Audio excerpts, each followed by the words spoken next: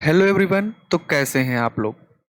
आज के इस पर्टिकुलर वीडियो लेक्चर में हम डिस्कस करने वाले हैं बैक्टीरिया के रिप्रोडक्शन के बारे में। ये बैक्टीरिया का लेक्चर नंबर 5 है, जिसमें हम रिप्रोडक्शन में आज डिस्कस करेंगे। सबसे पहले वेजिटेटिव रिप्रोडक्शन के बारे में बात करेंगे।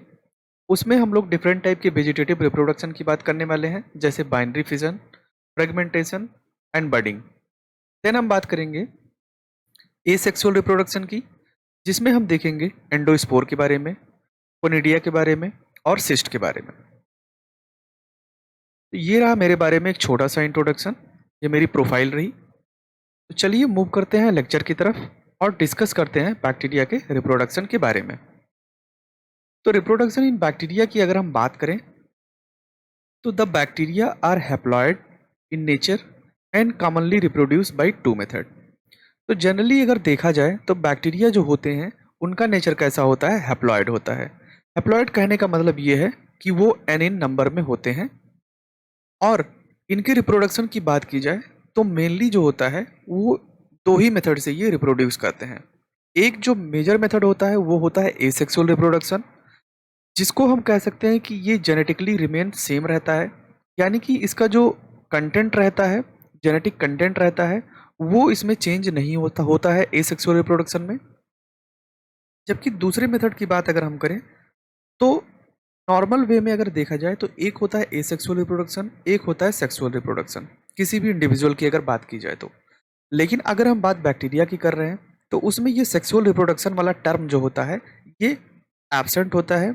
उसकी जगह पर जेनेटिक रिकॉम्बिनेशन या पैरासेक्सुअलिटी नाम हम देते हैं सेक्सुअल रिप्रोडक्शन को। तो आज हम टोटली बात करने वाले हैं इसके ऊपर, यानी कि एसेक्सुअल रिप्रोडक्शन के ऊपर, जिसमें जो जेनेटिक मटेरियल होता है बैक्टीरिया का वो लगभग सेम ही होता है। उसमें हम एसेक्सुअल रिप्रोडक्शन में जैसे हमने बात किया कि वेजिटेटिव मेथड एक देखेंगे।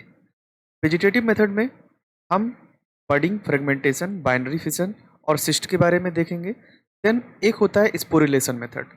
तो स्पोरुलेशन मेथड में सबसे पहले हम बात करेंगे एंडोस्पोर के बारे में और कोनिडिया के बारे में। तो अब हम मूव करते हैं और एक एक मेथड के बारे में डिस्कस करते हुए चलते हैं। सबसे पहले बात करते हैं हम बाइनरी फिशन के बारे में। देख लेते हैं कि बाइनरी फिशन होता क्या है। तो the most common way by which the bacteria reproduce itself is the binary fission. तो सबसे जो कॉमन मेथड होता है एसेक्सुअल रिप्रोडक्शन का वो होता है बैक्टीरिया में बाइनरी फिशन, जो कि यहाँ पे लिखा गया है कि मोस्ट कॉमन वे। देन अगर हम बात करें, it is process by which a single bacterial cell simply divides into two in half an hour time. तो बैक्टीरियल सेल जो होता है इस प्रोसेस में, यानी कि बाइनरी फिशन वाली प्रोसेस में, जनरली क्या होता है, एक इंडिविजुअल होता है सिंगल सेल का, वो क्या होता है कि ये फिर बाद में चल करके कुछ टाइम लेता है, यानी कि हाफ एन आवर जैसे यहाँ पे बोला गया है, हाफ एन आवर का टाइम लेता है। और जनरली ये बाइनरी फिशन के द्वारा टू पार्ट में ये डिवाइड हो जाता है और दो बैक्टीरियल सेल का फॉर्मेशन कर लेता है। अगर हम इसके इवेंट की बात करें, बाइनरी फिशन के इवेंट की बात करें, तो the various event of binary fission are as follows. तो कुछ इवेंट्स नीचे दिए गए हैं, उसमें देख लेते हैं कि बाइनरी फिशंस के इवेंट्स क्या क्या होते हैं, कैसे एक सिंगल इंडिविजुअल बैक्टीरिया का डिवाइड करता है बाइनरी फिशन के द्वारा और वो दो इंडिविजुअल में कन्वर्ट होता है। तो सबसे पहला अगर बात करें, फर्स्ट स्टेप क्या है, the nucleoid gradually become elongated in size and form dumbbell shape structure. तो जो न्यूक्लियोइड होता है बैक्टीरिया के अंदर वो क्या करता है, इलोंगेटेड होता है, यानी कि कुछ इस तरीके से, अगर वो बैक्टीरिया का न्यूक्लियोइड रहता है तो ये इलोंगेटेड हो जाता है कुछ इस तरीके से, और डंबल शेप का स्ट्रक्चर जो होता है वो फॉर्म करता है। देन सेकेंड पार्ट में बोला गया है कि they still remain attach to the plasma membrane with the help of mesosome. तो जैसा कि हमने बैक्टीरिया का जब स्ट्रक्चर देखा था तो उसमें हमने एक स्ट्रक्चर देखा था मीजोसोम का। मीजोसोम्स क्या होते हैं, मीजोसोम्स जो होती है वो इनफोल्डिंग होती है, और ये काम कैसा करता है, जैसे कि हायर ऑर्गेनिजम्स में माइटोकॉन्ड्रिया का रोल होता है, वैसे ही रोल मीजोसोम्स का भी होता है। तो जो इसमें जो क्या होते हैं, ये जो न्यूक्लियोइड होते हैं वो प्लाज्मा मेम्ब्रेन से अभी भी अटैच रहेंगे। किसके किसके सहायता से ये अटैच रहते हैं, with the help of mesosome. Mesosome की हेल्प से ये अभी भी प्लाज्मा मेम्ब्रेन के साथ में न्यूक्लियोइड जो होते हैं बैक्टीरियल से अटैच रहते हैं। देन थर्ड पॉइंट की अगर हम बात करें तो the duplication of DNA and mesosome take place and get separated from each other. तो जब डुप्लीकेशन होता है डीएनए का, तो डीएनए और मीजोसोम्स जो होते हैं वो दोनों एक दूसरे से सेपरेट हो जाते हैं। देन उसके बाद में फोर्थ फोर्थ पॉइंट में क्या बोला गया है, the daughter mesosomes and nucleoid migrate towards the opposite pole. तो जो डाटर मीजोसोम्स होते हैं और जो न्यूक्लियोइड होता है वो एक दूसरे से दूसरे पोल पे, अपोजिट पोल पे माइग्रेट करने लगते हैं। देन लास्ट पॉइंट में ये बोला गया है कि the plasma membrane invaginate at the centre and the parent cell is divided into two identical cell. तो लास्ट स्टेप में ये बोला गया है कि प्लाज्मा मेम्ब्रेन्स जो होते हैं वो इनवेजिनेट करने लगते हैं। इनवेजिनेट कहने का मतलब है, जैसे मान लो कि ये प्लाज्मा मेम्ब्रेन है तो इनवेजिनेशन होने लगता है, यानी कि कुछ इस तरीके से ये इनवेजिनेशन शो करने लगते हैं। इनवेजिनेशन कहने का मतलब ये होता है कि यहाँ पे कुछ स्ट्रक्चर्स जो इसका होता है वो अंदर की तरफ मुड़ने लगता है, इसको बोलते हैं इन्वेजिनेशन। तो ये हो गए 5 स्टेप, यानी कि पहला स्टेप जो होता है उसमें न्यूक्लियोइड जो होता है वो इलोंगेटेड हो जाता है और डंबल शेप स्ट्रक्चर का फॉर्मेशन कर लेता है। सेकेंड स्टेप में ये बोला गया है कि अभी भी ये न्यूक्लियोइड जो होता है प्लाज्मा मेम्ब्रेन से अटैच होता है with the help of mesosome. Then third point में ये बोला गया है कि डुप्लीकेशन हो जाता है डीएनए का और मीजोसोम्स का, और उसके बाद में डीएनए का डुप्लीकेशन हो जाता है और वो दोनों जो होते हैं डीएनए और मीजोसोम्स एक दूसरे से सेपरेट हो जाते हैं। देन फोर्थ पॉइंट ये है कि जो डॉटर मीजोसोम्स और न्यूक्लियोइड होते हैं वो अपोजिट पोल की तरफ माइग्रेट करना स्टार्ट कर देते हैं। देन लास्ट में प्लाज्मा मेम्ब्रेन में इन्वेजिनेशन होता है जिसके द्वारा पेरेंट सेल्स जो होते हैं वो डॉटर सेल्स, पेरेंट सेल और डॉटर सेल दोनों जो होते हैं एक दूसरे से अलग हो जाते हैं। ये तो हो गई स्टेप के बारे में। अब हम इसके स्ट्रक्चर के बारे में देख लेते हैं कि कैसे कैसे प्रोसेस ये हो रही है। तो ये जो न्यूक्लियोइड होता है सबसे पहले सेल रेप्लिकेट करता है। सेल रेप्लिकेट करने के बाद में क्या होता है कि यहाँ पे द साइटोप्लाज्मिक मेम्ब्रेन इलोंगेटेड। तो साइटोप्लाज्मिक मेम्ब्रेन जो होता है वो इलोंगेटेड होता है, ये डंबल डंबल शेप स्ट्रक्चर का फॉर्मेशन यहाँ पे कर लिया। देन उसके बाद में क्या होता है, क्रॉस वॉल मेम्ब्रेन इन्वेजिनेशन यहाँ पे स्टार्ट हो रहा है, ये इन्वेजिनेशन स्टार्ट हो रहा है यहाँ पे। देन उसके बाद में क्या होता है, क्रॉस वॉल का फॉर्मेशन हो जाता है, एक क्रॉस वॉल बनेगा यहाँ पे। क्रॉस वॉल बनने से क्या होता है, दोनों सेल्स जो होते हैं आपस में सेपरेट हो जाते हैं और लास्ट में जाकर के दो डॉटर सेल का फॉर्मेशन कर लेता है। तो ये हो गई ओवरऑल बात बाइनरी फिशन वाली। तो the daughter cells soon grow to maturity within 20 to 30 minute. तो अगर हम इसके लाइफ साइकिल की बात करें कि बैक्टीरिया का लाइफ साइकिल क्या होता है, तो अबाउट 20 to 30 मिनट इसका लाइफ साइकिल माना जाता है, क्योंकि एक बैक्टीरिया जो होता है वो दूसरे बैक्टीरिया का फॉर्मेशन 20 to 30 मिनट के ड्यूरेशन में ये कर लेता है। Under favourable condition many bacteria divide once in 20 to 30 minute. तो अगर फेवरेबल कंडीशन की हम बात करें तो बैक्टीरिया जो होता है जनरली 20 to 30 मिनट के अंदर वो डिवाइड कर लेता है, एक बैक्टीरिया से दो बैक्टीरिया का फॉर्मेशन कर लेता है। देन हम बात करते हैं सेकेंड फ्रेगमेंटेशन के बारे में। फ्रेगमेंटेशन देख लेते हैं क्या होता है। Mostly during unfavourable condition bacterial protoplasm undergoes compartmentalisation and subsequent fragmentation forming minute bodies called gonidia. तो अगर हम बात करें कि अनफेवरेबल कंडीशन की, तो अनफेवरेबल कंडीशन में ये प्रोसेस फ्रेगमेंटेशन का होता है, यानी कि जब जब कंडीशंस जो होती हैं अनफेवरेबल होती हैं तब ये रिप्रोडक्शन, इस टाइप का रिप्रोडक्शन शो होता है। नहीं तो जनरली बाइनरी फिशन के द्वारा ही इसका रिप्रोडक्शन हो जाता है। एसेक्सुअल की अगर हम बात करें तो इसमें क्या होता है कि बैक्टीरिया जो होता है वो कंपार्टमेंटलाइजेशन, यानी कि कंपार्टमेंट में ये टूटने लगता है, एंड सब्सिक्वेंट फ्रेगमेंटेशन, और इसका फ्रेगमेंटेशन जो होता है सब्सिक्वेंट मैनर में होता है और क्या करता है कि एक माइन्यूट बॉडी का लास्ट में जाकर के फॉर्मेशन कर लेता है जिसको हम गोनिडिया नाम देते हैं। अंडर फेवरेबल की कंडीशन की बात करें, जब जब कंडीशन फेवरेबल होता है तो each gonidium grows to new bacteria. तो जब तक कंडीशन अनफेवरेबल रहता है तब तक ये गोनिडिया का फॉर्मेशन किए रहता है, लेकिन जैसे ही कंडीशन इसको सुटेबल मिलती है यानी कि फेवरेबल कंडीशन मिलती है, यही गोनिडिया बाद में जाकर के न्यू बैक्टीरिया का फॉर्मेशन कर लेता है। It becomes apparent that prior to fragmentation, the bacterial genome has to undergo repeated replication, so each fragments get a copy of it। कहने का मतलब ये है कि जो इसमें से सारे फ्रेगमेंट्स होते हैं, इसमें जो जेनेटिक मटेरियल इसका होता है वो डुप्लीकेट कर करे सारे फ्रेगमेंट्स तक ये पहुंचा हुआ रहता है। तो कोई भी फ्रेगमेंट अगर इसका टूटता है तो उसमें जेनेटिक मटेरियल इसका इसमें प्रेजेंट रहेगा। तो कहने का मतलब ये है कि जैसे मान लो कि ये कोई बैक्टीरिया का सेल था, इसमें क्या हुआ, अनफेवरेबल कंडीशन जब इसके पास था तो ये क्या हुआ, एक माइन्यूट बॉडी इसमें से टूटी और इसका नाम दिया इसका नाम दिया गोनेडिया।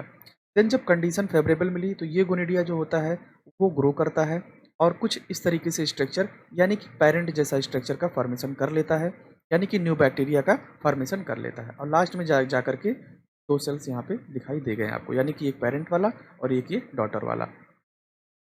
ये तो हो गई बात फ्रेगमेंटेशन की। तो फ्रेगमेंटेशन में जनरली क्या हुआ है कि बैक्टीरिया का कोई पार्ट, एक छोटा सा पार्ट ये टूटेगा और ये जा करके छोटा वाला पार्ट जो होता है वो नए ऑर्गेनिज्म का फॉर्मेशन करेगा। इसी को बोलते हैं हम फ्रेगमेंटेशन।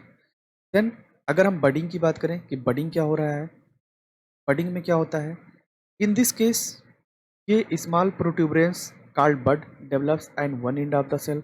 इसमें क्या होता है बडिंग में कि एक स्मॉल सेगमेंट्स जो होता है बैक्टीरिया का वो क्या होता है कि डेवलप होता है एक बड के रूप में, एक उभार के जैसा स्ट्रक्चर डेवलप हो जाता है किसी एक साइड में। Then genome replication follows and one copy of the genome gets into the bud. तो जीनोम का जो रेप्लिकेशन होता है वो स्टार्ट होता है और उस जो बड डेवलप हुआ है, आउटग्रोथ डेवलप हुआ है, उसमें एक कॉपी उसका माइग्रेट कर जाता है। देन द बड इनलार्ज, बाद में ये बड जो होते हैं वो इनलार्ज करते हैं, इवेंचुअली बिकम ये daughter cell and finally gets separated from the parent cell. तो ये बाद में जा करके सेपरेट होते हैं और ये दोनों सेल्स जो होते हैं यानी कि डॉटर सेल्स और पेरेंट सेल्स जो दोनों होते हैं वो अलग हो जाते हैं। अगर हम बात करें it is comparatively rare process, ये जो होता है कंपेरेटिवली रेयर प्रोसेस होता है, यानी कि नॉर्मली ये प्रोसेस देखा नहीं जाता है बैक्टीरिया में। लेकिन कुछ बैक्टीरिया की बात करें हम, यहाँ पे कुछ एग्जाम्पल्स दिया हुआ है जैसे रोडोस्यूडोमोनास और कुछ और बैक्टीरियाज यहाँ पे दिए हुए हैं। इन बैक्टीरियाज में क्या होता है, ये जनरली देखा जाता है। तो बडिंग में सबसे पहले मान लो कि यहाँ पे हमने ईस्ट वाला सेल रखा है, लेकिन इसको ईस्ट सेल नहीं, हम केवल बडिंग के प्रोसेस से इसको देख रहे हैं। तो बडिंग के अगर हम प्रोसेस से देखें, ये जो आपका स्ट्रक्चर है, मान लीजिए कि ये कोई बैक्टीरिया है, तो बैक्टीरिया जो यहाँ पे है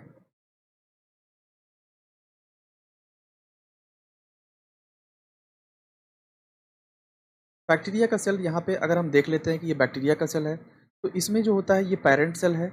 पेरेंट सेल के बाद ये आउटग्रोथ आपको देखने को मिल रही है कि ये एक आउटग्रोथ यहाँ पे फॉर्म हो रही है और इसका जो जेनेटिक मटेरियल है यहाँ से ट्रांसफ़र होकर के इस आउटग्रोथ में रेप्लिकेट हो जाता है, यानी कि डुप्लीकेट हो जाता है, replicate.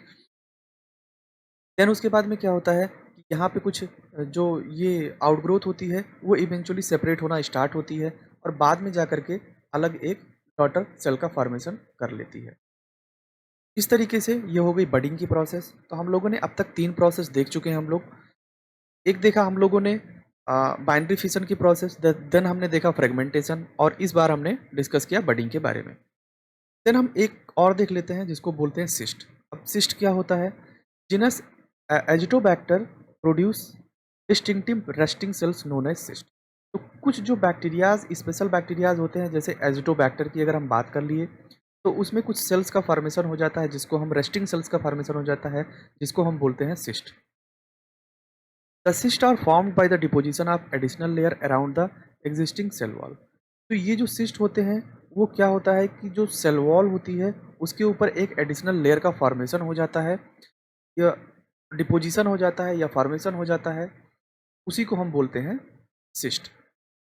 Thus the entire content of the cell are involved in the formation of a cyst। तो जो इसके सेल के अंदर का सारा कंटेंट होता है वो इसी सिस्ट के अंदर पाया जाता है। The cells are resistant to desiccation but not to heat. अगर हम इसकी बात करें सेल की, इस सिस्ट वाला सेल्स जो होता है वो कैसा होता है, तो जनरली ये रेजिस्टेंसी शो करता है क्योंकि इसके सेल वॉल के ऊपर अच्छा खासा डिपोजिशन हो जाता है, इसकी वजह से ये रेजिस्टेंस शो करता है।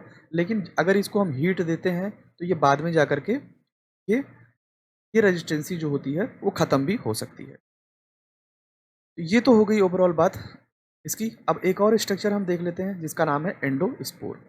तो एंडोस्पोर की अगर हम बात करें तो endospore are highly thickened resting intercellular cell and reported by J Tyndall. तो एंडोस्पोर्स जो होती है वो स्पेशलाइज सेल मानी जाती है बैक्टीरिया की, और इसकी अगर हम एंडोस्पोर की बात करें तो ये हाईली थिकेंड जो होती है, इसकी सेल वॉल जो होती है बहुत ही ज़्यादा थिक होती है। रेस्टिंग सेल्स ये होते हैं, इंटरसेलुलरी ये अरे पाए जाते हैं। और सबसे पहले इसको रिपोर्ट किया था एक साइंटिस्ट ने जिनका नाम था J Tyndall. Only a part of original cell is utilised and the parent cell is called sporogonium. तो जो नया वाला सेल्स जो होता है, ओरिजिनल सेल्स जिसको हम बोलते हैं, वही यूटिलाइज होता है। और जो पेरेंट सेल इसके अंदर होता है उसको हम स्पोरोगोनियम का नाम देते हैं। Present in gram positive bacteria, अगर हम एंडोस्पोर की बात करें तो जनरली ये ग्राम पॉजिटिव बैक्टीरिया में ही प्रेजेंट होता है। ग्राम नेगेटिव बैक्टीरिया में मोस्टली ये एब्सेंट होता है। It can tolerate very harsh condition, ये बहुत ही हार्श कंडीशन में यानी कि एडवर्स कंडीशन को ये आराम से सह लेता है यानी कि टॉलरेट कर लेता है। Heat resistant even at 80 degree centigrade for 10 minute. अगर रेजिस्टेंसी की बात करें तो ये हीट जो होता है 80 डिग्री सेंटीग्रेड तक ये सह सकता है। कितने टाइम तक? 10 मिनट तक। अगर इसको 10 मिनट तक 80 डिग्री सेंटीग्रेड पर रखा जाए तब भी ये रेजिस्टेंसी शो करता है, यानी कि ये डीनेचर नहीं होगा। Tolerate drought and survive for 200 years. अगर हम नॉर्मली इस सेल की बात करें तो ये ड्रॉथ को भी टॉलरेट कर सकता है, यानी कि जो सूखा वाली कंडीशन होती है उसमें भी ये सर्वाइवल शो करता है। और जनरली देखा जाए तो 200 ईयर्स तक यानी कि 200 साल तक ये अपने आप को बचाए रख सकता है। और अगर हम इसके ट्रीटमेंट की बात करें कि इसको कैसे किल किया जा सकता है, तो अगर हम इसको बहुत ही हार्श कंडीशन अगर देते हैं तो उसको किल भी किया जा सकता है, ऐसा कुछ नहीं। यानी कि 80 डिग्री सेंटीग्रेड से अगर हम ऊपर रखते हैं, यानी कि 100 डिग्री सेंटीग्रेड, 120 डिग्री सेंटीग्रेड और 10 मिनट से ज़्यादा का समय दिया जाए तो इसको ज़रूर डीनेचर किया जा सकता है। These spore are formed in both aerobic and anaerobic forms. अगर हम इस स्पोर की बात करें तो दोनों कंडीशन में, चाहे वो एरोबिक फॉर्म हो या एनारोबिक फॉर्म हो, दोनों फॉर्म में ये, दोनों ही कंडीशन में ये इसका स्पोर का फॉर्मेशन कर लेता है। यानी कि एरोबिक फॉर्म कहने का मतलब कि ये होता है कि वहाँ पे एयर जो होते हैं वो प्रेजेंट होते हैं, और एनारोबिक कहने का मतलब ये होता है एयर एब्सेंट होता है। तो इसके स्ट्रक्चर की अगर हम बात करें तो सबसे ऊपर वाली लेयर जो होती है कोट होती है। उसके बाद उसके नीचे आउटर मेम्ब्रेन, देन उसके नीचे ये वाइट वाला पोर्शन जो आपको दिखाई दे रहा है ये कॉर्टेक्स का रीजन है। देन ये मेन बॉडी इसकी एंडोस्पोर की मानी जाती है, जिसमें ये इसका सेल वॉल है और ये कोर बॉडी यानी कि इनर मेम्ब्रेन है। देन अगर हम बात करते हैं एंडोस्पोर फार्मेशन की, ये तो हो गया एंडोस्पोर के बारे में। अब एंडोस्पोर का फार्मेशन हम देख लेते हैं। तो the two nuclei in a cell get separated. तो जो दो न्यूक्लियाई होते हैं सेल के, वो क्या होते हैं, पहले कुछ इस तरीके से होते हैं, फिर क्या होते हैं, कुछ इस तरीके से सेपरेट होना चालू करते हैं, और इस तरीके से दो न्यूक्लियाई जो होते हैं आपस में सेपरेट हो जाते हैं। देन उसके बाद में अगर हम बात करें ट्रांसवर्स सेप्टम इज फॉर्म। अगर ट्रांसवर्स सेप्टम्स जो होते हैं इसमें फॉर्मेशन करने लगते हैं near one pole of the cell. किसी एक पोल के साइड में एक ट्रांसवर्स सेप्टम का फॉर्मेशन होने लगता है। जैसे कि आप ये देख रहे हैं कि एसिमेट्रिकल सेप्टम की अगर हम बात करें तो यहाँ पे किसी एक पोल के साइड में एक सेप्टा जो होता है फॉर्म होना स्टार्ट हो जाता है यहाँ पे। Then the smaller part will form spore in future and called spore primordium. तो ये जो छोटा वाला पोर्शंस जो होता है वो बाद में जा करके स्पोर का फॉर्मेशन करने लगता है, जिसको हम सोर प्राइमोडियम का नाम देते हैं। Then septum formation is not followed by wall formation as in binary fission. तो अगर हम बाइनरी फिशन की बात करें तो सेप्टम फॉर्मेशन जो होता है उसमें वॉल का फॉर्मेशन करता है, लेकिन इसमें जो होता है वो वॉल का फॉर्मेशन नहीं कर पाता है।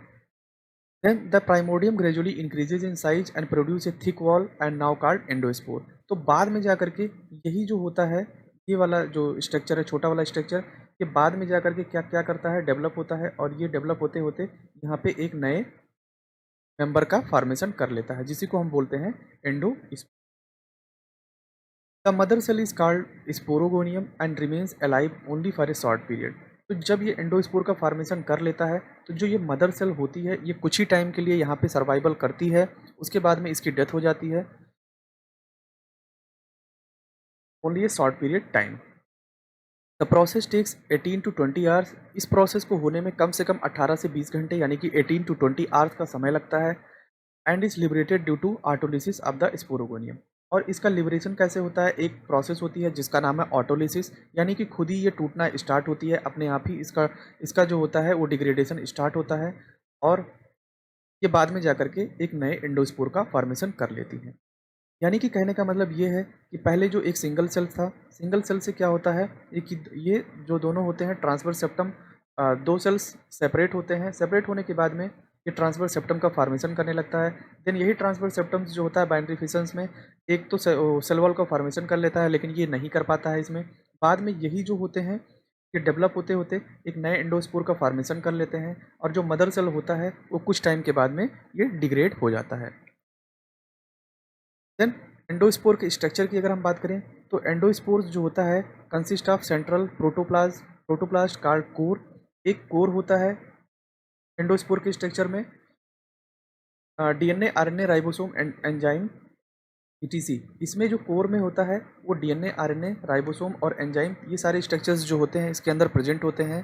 Core is covered by core wall और जर्म मेम्ब्रेन। ये कोर जो होता है एक वॉल के द्वारा कवर होता है जिसको हम कोर वॉल या जर्म मेम्ब्रेन का नाम देते हैं।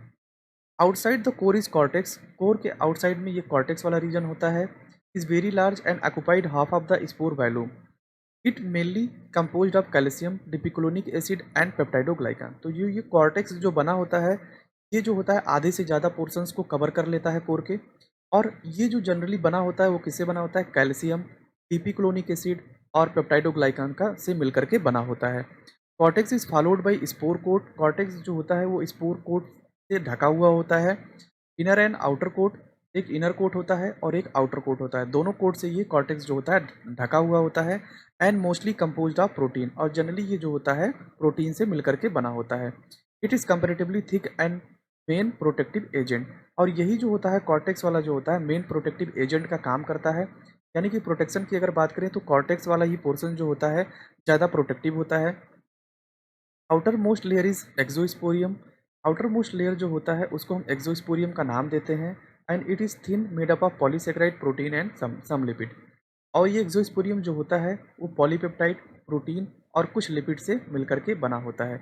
यानी कि आउटर मेम्ब्रेन जो होता है वो थोड़ा सा इसकी लेयर जो होती है वो थिन होती है, और तीन कंपोनेंट पॉलीसेकेराइड प्रोटीन एंड कुछ लिपिड से मिलकर के ये बना होता है। ये ओवरऑल हो गई स्ट्रक्चर की बात। ये बीच वाला पोर्शन कोर है।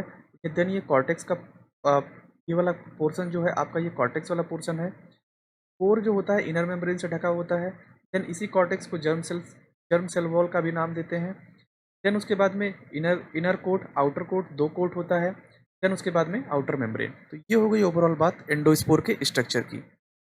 आई थिंक आपको ये एसेक्सुअल वाला पूरा कॉन्सेप्ट, बैक्टीरिया का एसेक्सुअल रिप्रोडक्शन आपको पूरा कॉन्सेप्ट समझ में आ गया होगा। तो वीडियो पसंद आए तो प्लीज़ लाइक ज़रूर करें। इनफैक्ट आप अपने दोस्तों को भी शेयर कर सकते हैं। And don't forget to subscribe my YouTube channel biology by SK sir. Thank you so much.